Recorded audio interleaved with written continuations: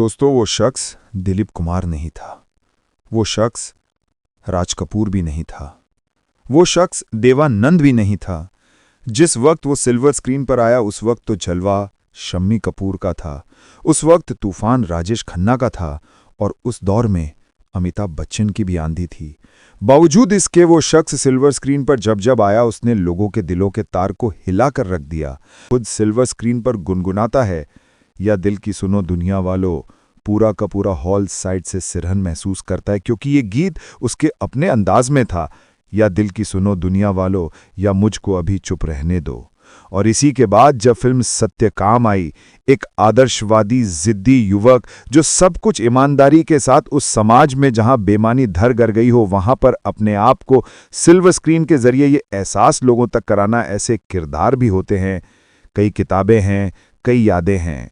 धर्मेंद्र का साथ भी रहा, कई मौक़ों पर इंटरव्यू भी लिया गया। लेकिन आज जब पीछे मुड़कर देखने की इच्छा होती है तो कई सवाल इसलिए रेंगते हैं क्योंकि सत्यकाम में जिस आदर्शवादी युवक का जिक्र है उसके भीतर एक कश्मकश थी, उसके भीतर एक प्यार था, एक डर था, एक हमदर्दी थी, एक उलझन सी थी। कमोबेश ये स्थिति धर्मेंद्र के साथ अक्सर कई मौक़ों पर बार बार सुनाई दी। उस शख्स ने सपना देखा, सपना पूरा किया, और इस दौर में आज की तारीख में उसका परिवार इस ख्वाब को संजोए हुए था, चाहता था कम से कम चंद दिन और धर्मेंद्र जीवित रहें, जिससे 90 बरस की उम्र में उनका जन्मदिन तो उत्साह उल्लास के साथ मनाया जा सके। लेकिन धर्मेंद्र चंद दिन पहले ही चले गए। जब 90 के होते तो उस वक्त के लिए एक फिल्म में उन्होंने काम किया। फिल्म का नाम है 21 की उम्र बड़ी अटखेलियां खेलती है। बहुत सारे सपने हर दिल में रहते हैं, लेकिन धर्मेंद्र ने तो सपना 13 बरस की उम्र में तब देखा जब उन्होंने सिनेमा घर में जाकर फिल्म शहीद देखी। आज़ादी के तुरंत बाद दिलीप कुमार और उसमें वो गीत वतन को लेकर झूमते हुए दिलीप कुमार जो गा रहे थे, लगा ऐसा धर्मेंद्र को, जिसका जिक्र उन्होंने कई मौक़ों पर कई बार किया, मैं क्यों नहीं वहां पर और मैं इस शख्स के साथ क्यों नहीं। और उसके 10 बरस के बाद 1948 में फिल्म शहीद आई और 1958 में फिल्म फेयर ने टैलेंट हंट का एक कार्यक्रम किया। और जब वो कार्यक्रम वो करने जा रहे थे तो उस वक्त फिल्म फेयर मैगजीन में वो एक विज्ञापन के तौर पर छपा था। उसमें बाकायदा जो जजेस थे उसमें विमल राय भी थे, गुरुदत्त भी थे। टैलेंट हंट खुद धर्मेंद्र ने बताया, और एक किताब में इसका जिक्र भी है कि उस वक्त वो मलेरकोटला में नौकरी कर रहे थे और वहां से सीधे पहुंचे जॉन स्टूडियो, और उस स्टूडियो वाले से कहा कि कुछ ऐसा करो कि दिलीप कुमार मुझे बना दो और मेरा सिलेक्शन हो जाए। पता नहीं उसने क्या बनाया, लेकिन सिलेक्शन हो गया। और जब पहली बार फिल्म फेयर अवार्ड धर्मेंद्र को मिला तो मंच पर वो अवार्ड देने के लिए दिलीप साहब खुद आए। और उस वक्त दिलीप साहब ने कहा, इस शख्स को देखकर मुझे रश्क होता है, काश खुदा ने भी मुझे इतना खूबसूरत बनाया होता।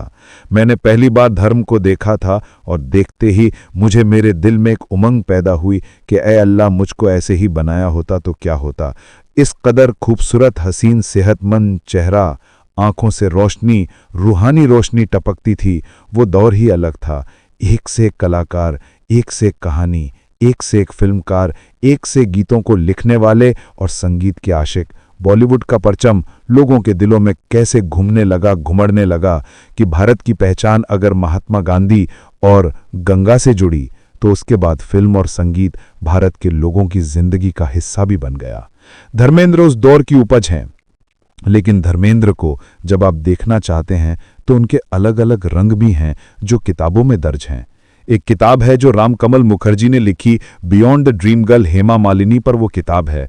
उस किताब में उन्होंने लिखा है कि 1974 में बाकायदा जितेंद्र और हेमा मालिनी के माता पिता ने दोनों की शादी का फैसला किया था, लेकिन धर्मेंद्र तब तक हेमा मालिनी की जिंदगी में आ चुके थे और धर्मेंद्र ने कुछ नहीं देखा। उन्हें खबर मिली, वो सीधे मद्रास पहुंच गए, मुलाकात की, अलग से बात की, और वो शादी जो 1974 में होनी थी नहीं हुई।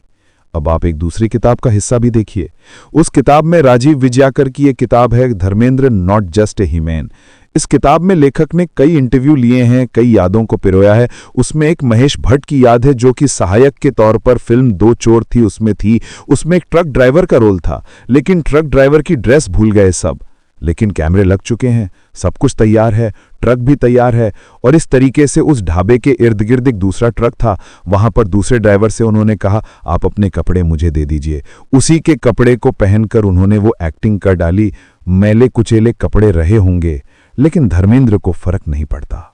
धर्मेंद्र से एक बार पूछा गया था एक इंटरव्यू में कि आखिर एक्टिंग को लेकर उनके भीतर का जुनून क्या है।